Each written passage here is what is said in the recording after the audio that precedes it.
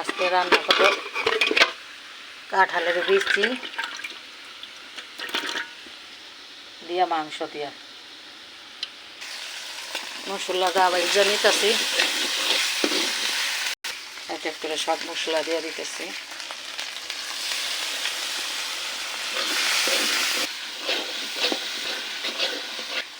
দিয়ে দিলাম কাঁঠালের বিচিগুলা।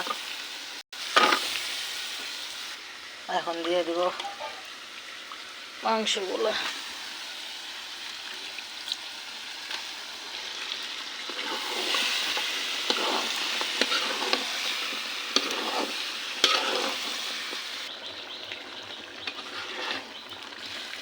কাঁঠাল বিচি আর মুরগির মাংস বোনা হয়ে গেল।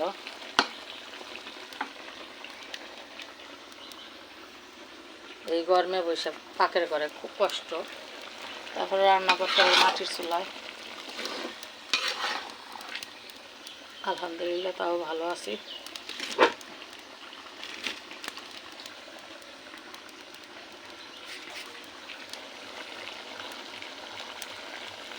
হয়ে গেল আজকে মাংস তরকারি।